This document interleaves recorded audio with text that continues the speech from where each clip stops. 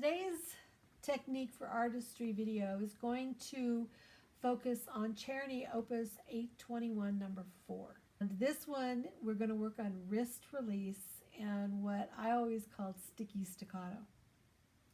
And we're going to use this etude to show how to produce a full rich sound but balanced, and how to pull out, look at something and pull out and realize which notes are more important than other notes. So let's get started. We're going to start looking at the right hand. When it says in my music, it says dolce. Dolce means sweetly. It's like, how do you play sweetly? Well, the first thing we notice is we have staccatos in the right hand. But this is in the classical time period. And they gave us instructions to play it sweetly. So sweetly is not going to be, that's not sweet. That's a very percussive, and yes, wonderful staccato, use it a lot, even in classical music, but not in this little kind of a sonatina type of movement. The sticky staccato is used with a bounced arm way more than the crisp staccato that I just played. And what we do in a very slow motion, I'll show you, is we go down and we play the note.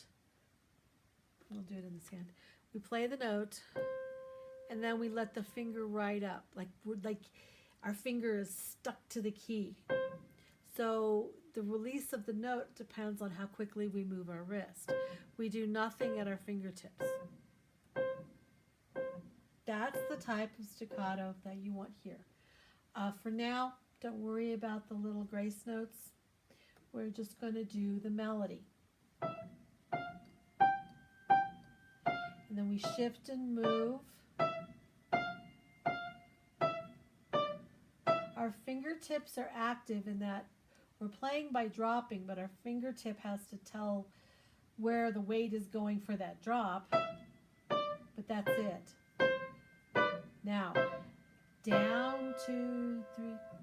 So you're going to hold 1, 2, 3, lift.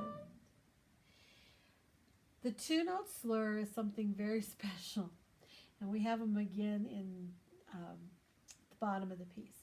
But as we've been doing that weight drop into the keys, when we get to measure 4, we drop, and it's heavy because we're dropping our hand, and we hold it.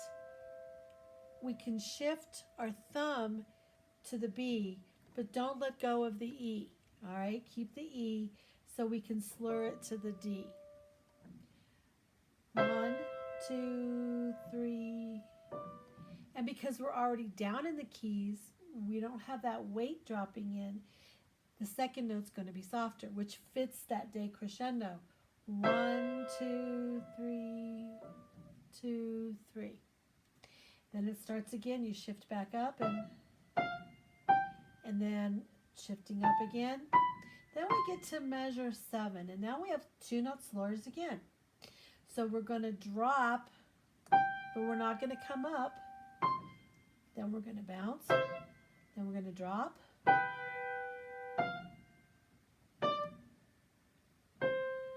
Very classical, very almost Mozart. You do know Czerny was a student of Beethoven's. He was a composition student of Beethoven's. And Chopin used the Czerny etudes for his students to study because he thought they were so great at teaching the elements in music. So measure 4 and measure 7 have got little things we need to really focus on in our right hand.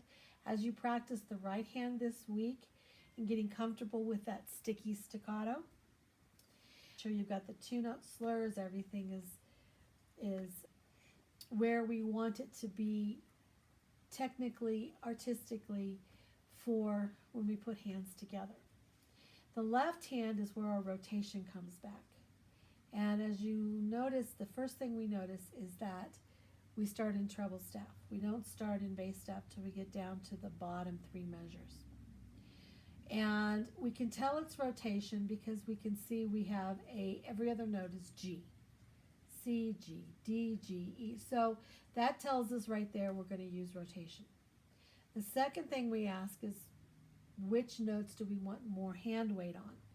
or is this an even rotation? Well, when you have that repeat note, even if we're trying to play it soft, we have to be so careful because repeat notes can become like Chinese water torture. And they can, to our audience, they can actually grow even though we're not playing them any louder because they've heard it over and over and over again. To them it gets louder. So we want to really keep that thumb light and make sure that we're putting weight and bringing out the bottom part or the lower part of the rotation. Yes, this is the accompaniment hand, but it's going to have a little flavor, a little movement. It's almost like a little duet going on.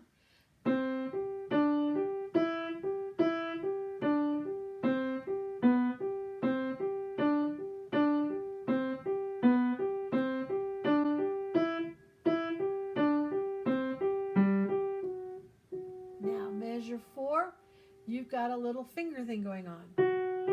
2, and then F natural starts again. Okay? And as you notice, that time I didn't try to shape it or anything. I just really worked at making that those bottom notes come out, and that G just be very, very, very, very soft. So your goal for the left hand is to really work on shading that left hand so that when we put hands together, we're not going to lose it and go back to, because our hands are playing together. When we go down to measure 7, we're going to notice something a little tiny bit different. We see a 2-stemmed note, which is the G. It's got a dot on it, which means it's 3 counts in the 6/8. And they use things like this to help sustain notes because they really didn't use as much pedal, if any, depending on the composers.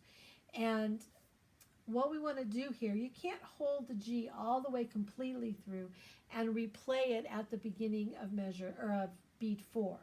It's not going to happen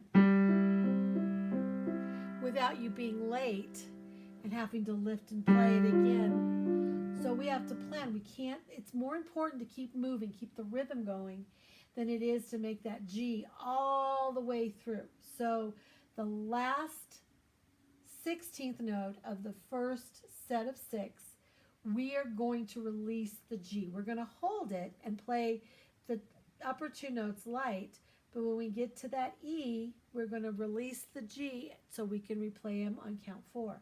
1 and 2 and 3 and 2 and 1. And we do the same thing with the next because we have to shift our whole hand. So I want you to practice that till it's just it's very comfortable.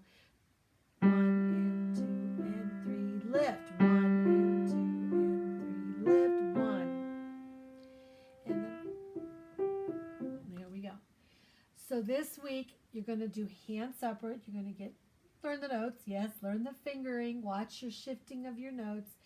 To practice this, I would divide it into 2 4-measure sections. I would practice the first 4-measure section 4 times, second 4-measure section 4 times. You can either do all right hand, then all left hand, or you can do right, left, right, left. Whatever works for you, you've got to come up in a way with your own practice plans and how to attack these pieces. So whatever holds your attention, whether it's all right hand and then all left hand, but don't just do just right hand. Make sure both hands get done each day. And hit subscribe and come back next week. And we're going to put hands together. We're going to work on a little bit of tempo, and we're going to get this sounding it's really a pretty little piece. So we'll see you then. Thanks. Bye.